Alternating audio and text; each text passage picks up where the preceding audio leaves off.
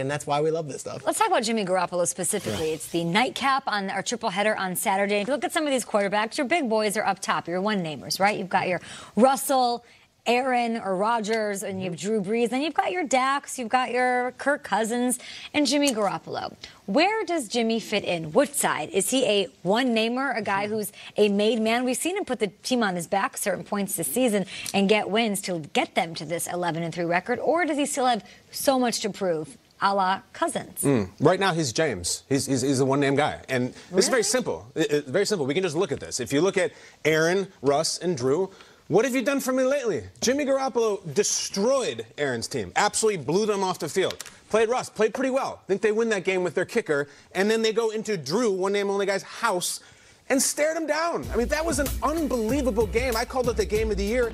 Jimmy Garappolo was unflappable in this unassailable fortress of Drew Brees. Unflappable. And guys, I know the Niners have some cool weapons and stuff, but I don't see so good. Does Drew Brees, or does Jimmy Garoppolo have Devontae Adams? Does he have a Michael Thomas out there? Has he started the playoff game yet? So should he be Let me finish. Guys? And also, aren't we also, isn't this next year removed from a knee injury? This is supposed to be like the warm-up year, and next year he'll be great. Yeah. There's a lot working against him, and maybe he does fall on his face in the playoffs. Maybe it's a different heat, but if you can do it right there, what we're watching, you can do it anywhere. I think he belongs. I've seen enough. Yeah, agreed 100%. Now, if we're talking about over the course of their careers, of course you have to respect the legends who have the rings. But it is a what have you done for me lately league. And the question that I have written down is what question hasn't he answered this season? I remember early in the season you said, well, he's going to have to play better on third down. Yeah. And then he proved he can do that. Yeah. He's going to have to take care of the ball. Then he proved he can do that. You know, you're going to have to do it in the air and do it on the ground. He's won close games. He's won big games, with big points on the board. And ever since Emmanuel Sanders showed up, he's been playing even better. So for me, Jimmy G,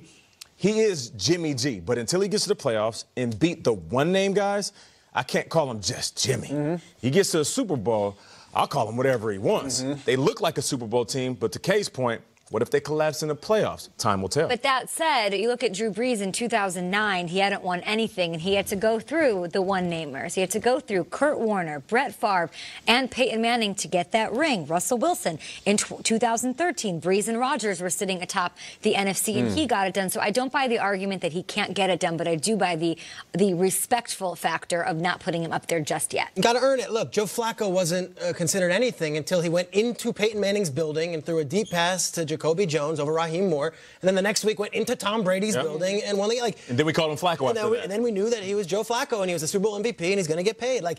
Nick Foles, same thing. We wouldn't believe in Nick Foles that season until he actually made us believe by winning those games.